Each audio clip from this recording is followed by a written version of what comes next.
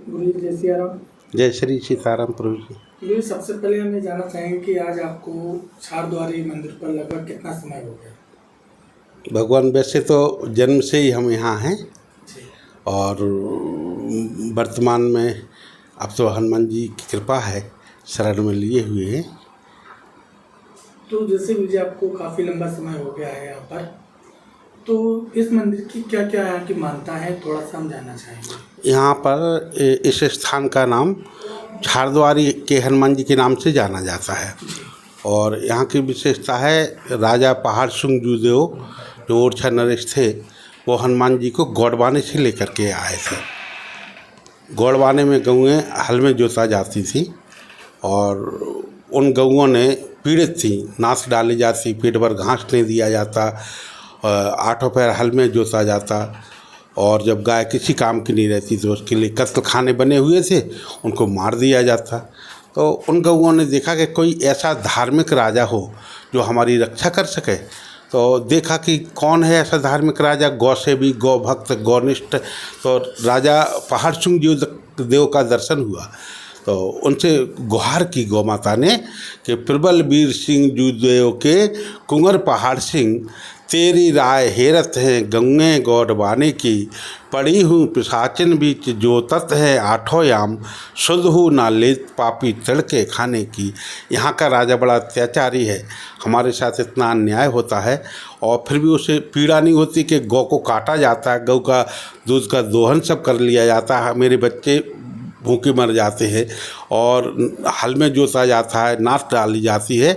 इस तरह से गऊओं ने जब कहा तो राजा पहाड़ सिंह जूदेव ने कहा कि स्वप्न में कि माता हम कैसे रक्षा कर सकते हो, राजा तो बहुत शक्तिशाली है और मैं एक छोटे से स्टेट का राजा, छोटी सी सैनिक की टुकड़ी है, हम कैसे रक्षा करेंगे। तो गौ माता ने फटकार लगाई कि तू फिर कायर है क्या, गौ भक्त नहीं है, गौनिष्ठा यदि होता तो मन में किंचित मात्र ऐसी भावना नहीं लाता।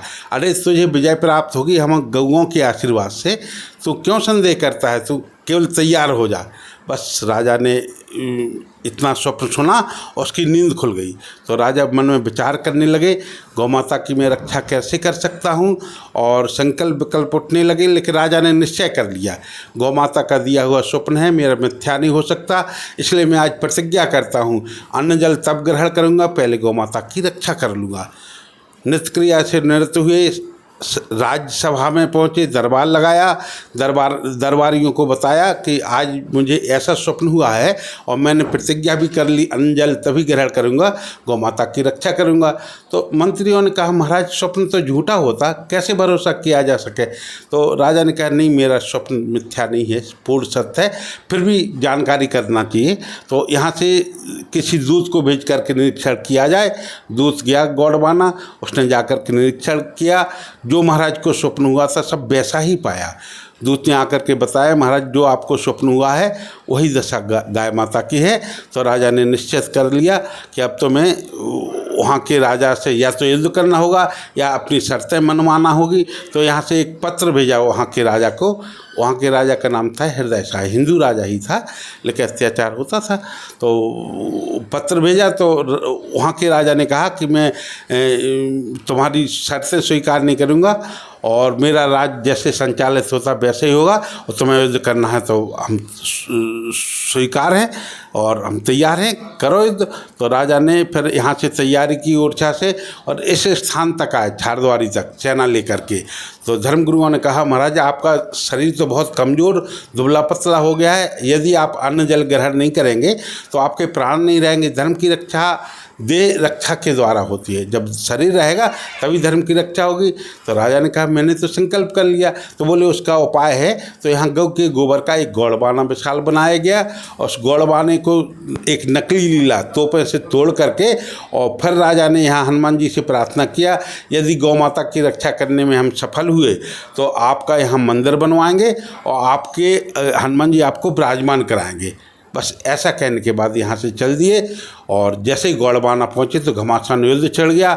युद्ध में अब विजय तो होना थी क्योंकि हनुमान जी की कृपा थी और गौ माता का आशीर्वाद था।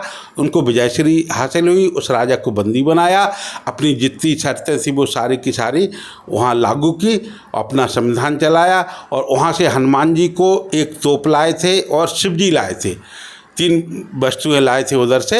हनुमान जी पाताली स्वरूप में विराजमान थे किले में, उनको लाए थे, शिव जी को लाए थे, तोप लाए। तो राजा जैसे नर्मदा पार करने लगे तो राजा को अहंकार हो गया कि मैंने इतने शक्तिशाली राजा को पराजित कर दिया। उन्होंने जैसे ही मूंछ पर हाथ लगाया तो तोप नर्मदा जी में रह गई, वो उठी नहीं, निकली ही नहीं बाहर। उधर से आए तो यहाँ से लगभग 7 किलोमीटर दूर खैलार गांव पड़ता है, वहाँ पड़ाव डाला रुकने के लिए। तो शिव जी वहीं विराजमान होकर के रह गए, आज भी विराजे हैं, वो वहाँ से नहीं उठे। हनुमान जी को तो यहाँ आना ही था, तो हनुमान जी यहाँ आए और यहाँ विराजमान हुए। जैसे गुरु जी कहा जाता है कि जो ओरछा में राम राजा मंदिर में दर्शन करने आता है, तब तक वो यहाँ के छारद्वारी के हनुमान जी के दर्शन ना करे, जब तक वो दर्शन पूरे नहीं होते। यह पूर्ण सत्य है, जब तक हनुमान जी का दर्शन नहीं करेंगे तो पूर्ण दर्शन होगा ही नहीं, ऐसी मानता है यहाँ की। जी। और यहाँ की क्या क्या मानता है गुरु जी? यहाँ तो हमेशा साधना, आराधना और प्रार्थना, स्तुति, आरती ये सब होती रहती है।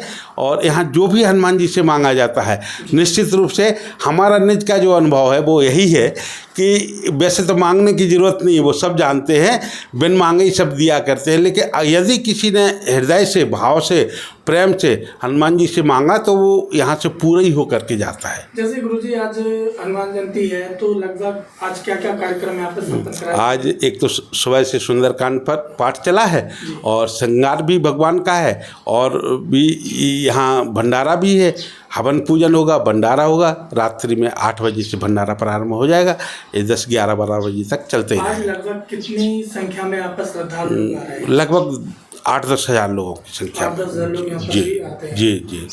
और क्या कहना रहेगा आपका हनुमान जयंती के उपलक्ष्य में सभी बुंदेलखंड वासी जनता से? हमारी तो समस्त भक्तों से यही प्रार्थना है कि हमारे हिंदू सनातन धर्म का बहुत बड़ा पर्व है, क्योंकि हनुमान